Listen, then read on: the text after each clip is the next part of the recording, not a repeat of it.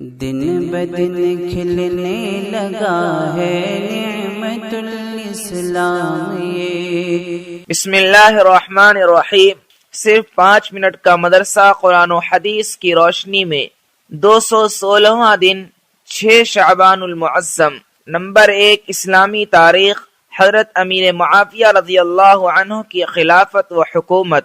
حضرت امیر معاویہ رضی اللہ عنہ سے حضرت حسن رضی اللہ عنہ نے صلح کر کے سن 41 ہجری میں خلافت آپ کے سپرد کر دی، اور حضرت حسن رضی اللہ عنہ کے لیے 10 لاکھ درہم سالانہ وظیفہ مقرر کر دیا۔ اس سال کو تاریخ عرب میں عام الجمعہ کا نام دیا گیا ہے۔ جہاد کا سلسلہ اثر نو جاری کرنے کے لیے لشکر کو 2 حصوں میں تقسیم کر دیا۔ ایک حصے سردی کے موسم میں جہاد کرتا اور دوسرا تازہ دم حصہ گرمی کے دنوں میں مصروف جہاد رہتا۔ آپ نے رومیوں سے 16 جنگیں لڑی اور لشکر کو وصیت فرماتے کہ روم کا گلا گھونٹ دو۔ ان کے دور خلافت میں بحری بیڑے کے ذریعے جزیرہ قبرص فتح ہوا، افریقہ اور روم کے کچھ قلعے فتح ہوئے۔ جنگ سجستان کے ذریعے سندھ کا کچھ حصہ مسلمانوں کے قبضے میں آیا۔ ملک سوڈان اور کابل فتح ہوا اور مسلمان ہندوستان میں قندمیل کے مقام تک پہنچے۔ افریقہ میں سوڈان تک اسلامی پرچم لہرا دیا۔ نہر جیحون کو پار کرتے ہوئے بخارا اور سمرقند کو فتح کیا۔ آپ نے قسطنطنیہ پر زبردست لشکر روانہ کیا۔ یہی وہ غزوہ ہے جس میں شرکت کرنے والوں کی مغفرت کی پیشین گوئی اللہ کے رسول صلی اللہ علیہ وسلم نے دی تھی۔ حضرت امیر معاویہ رضی اللہ عنہ نے ایک کامیاب حکمراں کی حیثیت سے بحری فوج تیار کی۔ مصر و شام کے ساحلی علاقوں میں جہاز سازی کے کارخانے قائم کیے۔ 1700 جنگی جہاز رومیوں کا مقابلہ کرنے کے لیے تیار کرائے۔ اس کے علاوہ اور بہت سارے کارنامے انجام دیے جو تاریخ کے صفحات میں موجود ہیں۔ نمبر 2، حضور صلی اللہ علیہ وسلم کا معجزہ۔ اس امت کے بارے میں پیشین گوئی۔ رسول اللہ صلی اللہ علیہ وسلم نے فرمایا، تم لوگ ہو بہو ان لوگوں کے طریقوں کی پیروی کرو گے جو تم سے پہلے گزرے ہیں، یہاں تک کہ اگر وہ ایک جنگلی جانور سوسمار کے سوراخ میں گھسے ہوں گے تو تم بھی اس میں گھس جاؤ گے۔ لوگوں نے عرض کیا، یا رسول اللہ، پہلے آدمیوں سے یہود و نصارہ مراد ہیں؟ رسول اللہ صلی اللہ علیہ وسلم نے فرمایا، اور کون؟ خلاصہ، آج ہم لوگ یہود و نصارہ کی کتنی پیروی کر رہے ہیں یہ کسی کو بتلانے کی ضرورت نہیں، امت کے احوال سے بالکل ظاہر ہے۔ نمبر 3، ایک فرض کے بارے میں۔ اللہ ہی مدد کرنے والے ہیں۔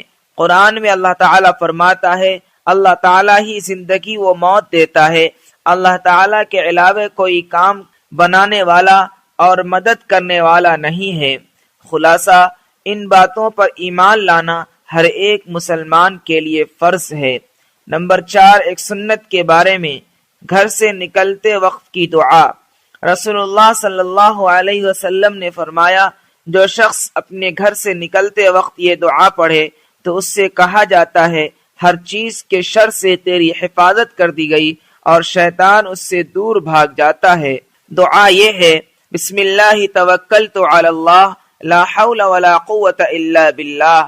ترجمہ، میں اللہ کا نام لے کر اور اسی پر بھروسہ کرتے ہوئے گھر سے نکلتا ہوں، نیک کام کرنے کی قوت اور گناہوں سے بچنے کی طاقت اللہ ہی کی طرف سے ہے۔ نمبر 5، ایک اہم عمل کی فضیلت۔ یتیم کی پرورش کرنے والا۔ رسول اللہ صلی اللہ علیہ وسلم نے فرمایا، میں اور یتیم کی پرورش کرنے والا جنت میں اس طرح ہوں گے۔ آپ صلی اللہ علیہ وسلم نے اپنی شہادت اور بیچ کی انگلی سے اشارہ کر کے فرمایا، یعنی جس طرح یہ دونوں انگلیاں قریب قریب ہیں اسی طرح میں اور دونوں قریب ہوں گے۔ نمبر 6، ایک گناہ کے بارے میں۔ بخل و کنجوسی کرنا۔